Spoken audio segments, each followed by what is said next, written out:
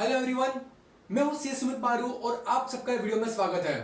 ये वीडियो में हम पार्ट 3 गिफ्ट टैक्स के बारे में बात करेंगे, कुछ टिप्स जिससे आप अपना टैक्स बचा सकते हो।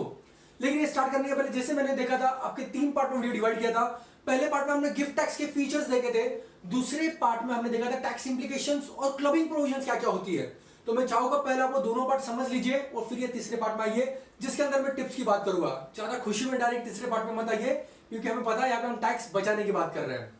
Okay, here let's start with this tips. अभी टिप्स में सबसे पहली टिप मेरी रहेगी आपको कि आप समझो स्पाउस है, उसको हस्बैंड से कुछ इनकम मिल रही है तो क्लबिंग प्रोविजन एप्लीकेबल है। जब उससे कुछ यहाँ पे वो गिफ्ट के ऊपर कुछ इनकम मिलेगी तब।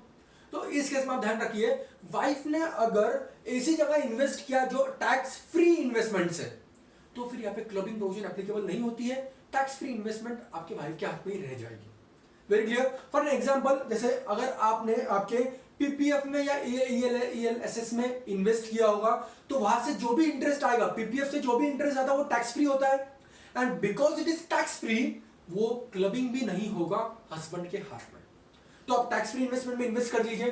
दूसरी बात, आप अपने म्यूचुअल फंड्स में, इक्विटी ओरिएंटेड म्यूचुअल फंड में या डायरेक्ट स्टॉक में, इक्विटी स्टॉक्स में आप करते हो आपका पैसा इन्वेस्ट, तो वहां से जो डिविडेंड मिलता है 10 लाख तक वो भी एग्जम्प्ट होता है, तो आप वहां पे भी फायदा उठा सकते हो। Very clear. यस। दूसरी टिप रहेगी मेरी, आप अपने पेरेंट्स को दे दीजिए पैसा। Yes, because parents is always same year we know. लेकिन जब आप पेरेंट्स को देते हो कोई भी क्लबिंग प्रोविजन यहाँ पे अप्लाई नहीं होती है, पेरेंट्स के लिए कोई भी क्लबिंग प्रोविजन नहीं है। फॉर एग्जाम्पल समझो, जो मैंने मेरे फर्स्ट वीडियो में एग्जाम्पल लिया, 12 लाख की कमाई थी। समझो उसने 5 लाख पापा को दे दिए, 5 लाख मम्मी को दे दिए, दोनों ने बैंक में डिपॉजिट कर दिया पैसा। अब यहाँ पे उनको इंटरेस्ट आएगा समझो 10% 50,000 रुपीज और मम को आएगा 50,000 rupees. No clubbing provision applicable. ये 50,000 पापा के हाथ में टैक्सेबल हो गए, ये 50,000 मम्मी के हाथ में ही टैक्सेबल हो गए। कोई कभी क्लबिंग प्रोविजन यहां पर नहीं आएगी।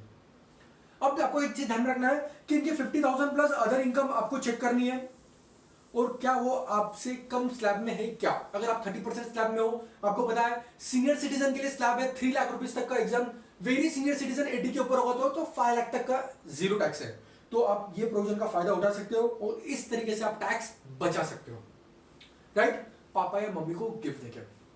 तीसरी बात, आप अपना जो पैसा है वो आपके मेजर चाइल्ड को गिफ्ट दे दो जो कि 18 साल के ऊपर है। तो इस केस में उसको जो इनकम आएगी उसमें क्लबिंग प्रोविजन तो डेफिनेटली नहीं आने वाली है। Very clear.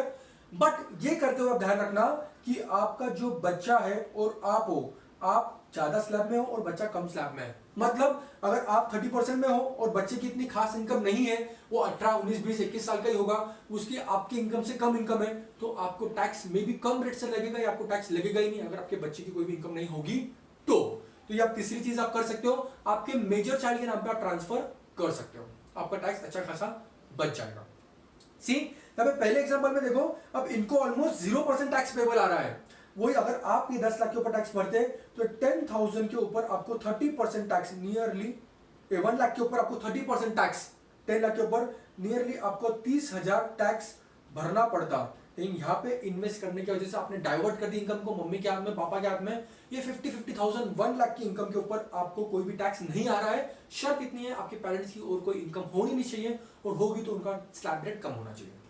वैसे बच्चे के साथ भी आप कर सकते हो। चौथी बात, आप अपने स्पाउस को लोन मत दिए, गिफ्ट मत दीजिए, क्योंकि गिफ्ट दिया है तो क्लबिंग प्रोविजन एप्लीकेबल, गिफ्ट के ऊपर इनकम क्लब हो जाएगा। आप लोन दीजिए अपनी वाइफ को। यस, यहाँ पे तो सब जन खुश हो जाएंगे क्योंकि लोन आपको वापस वसूलना भी है, ये मत भूलना। और लोन के ऊपर आपको रीजनेबल इंटरेस्ट भी वाइफ से लेना है, स्पाउस से लेना है, हस्बैंड को दे तो हस्बैंड से लेना है, वाइफ से देना है तो वाइफ से आपको लेना है। तो आप इसको एज गिफ्ट बोलने की जगह लोन बोल के दीजिए विद रीजनेबल इंटरेस्ट। आप अपना टैक्स यहाँ पे डेफिनेटली बचा सकते हो। तो ये मेरी 5 से 7 टिप्स थी किस तरह आप टैक्स बचा सकते हो। लेकिन ये कुछ भी करने के पहले ये आपके जस्ट जनरल नॉलेज के लिए था। मैं आपको चाहूंगा आप अपने चार्टर्ड अकाउंटेंट से सलाह लीजिए कि किस तरीके से क्या चीजें मैनेज, टैक्स प्लानिंग कर सकते हो। Then definitely it will be a helpful one. Thanks for watching this video and soon हम और अगले टॉपिक के ऊपर, अगले सीरीज के ऊपर मैं वीडियोस लेके आऊंगा। Share with everyone. अगर आपको डेफिनेटली अच्छा लगा तो लाइक कीजिए, कमेंट में मुझे बताइए आपको कैसा लगा video and subscribe for more such interesting videos. Bye bye, take care.